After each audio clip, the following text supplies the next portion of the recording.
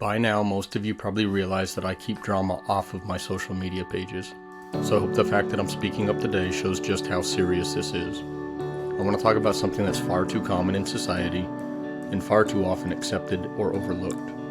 It's a form of child abuse that's sometimes even supported by well-meaning friends and family without them realizing it. Today, April 25th, is Parental Alienation Awareness Day.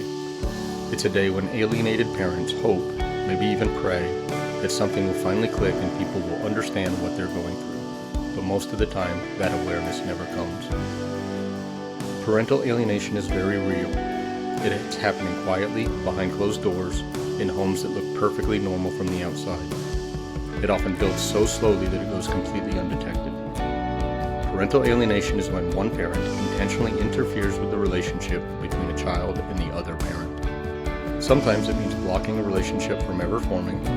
Other times, it's the destruction of a once loving bond. It usually happens through lies, fear, or emotional manipulation. And the motivation, usually power, revenge, or it's financially driven.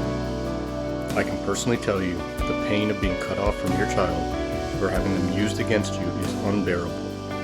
But in the end, we need to realize that the real victim is the child. What does alienation actually look like?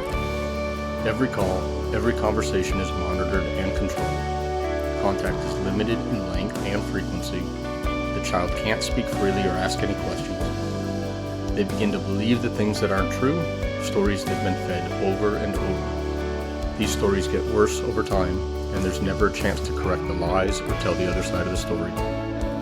Eventually the love is lost, or the kids are at least indifferent and stop caring about finding the truth. This is even worse when older siblings accept the lies and become a source of confirmation to the younger siblings. This could become a point that is unrecoverable. And all the while, outsiders don't even notice. Or they assume it's just a messy divorce or that the child is naturally drifting away.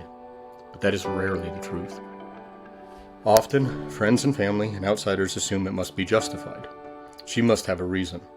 He probably did something to deserve it. Or even worse, he's just playing the victim. Let me be clear. The law says children have a right to both parents, unless there is an immediate documented danger. Any long-term restriction outside of that is not just unfair, it's illegal, and it's harmful.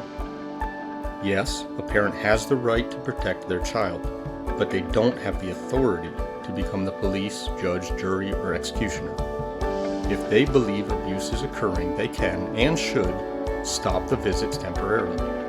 But then they must go to the police and get them involved, file the reports, and take it to court. If that isn't happening, there's a good chance the claims are exaggerated or even completely fabricated. So what does a child lose? Pretty much everything. They lose a parent who once loved and protected them. They lose their ability to trust their own feelings. They look back at memories and start to believe they were wrong to feel so close to that parent. They grow up confused, angry, or abandoned.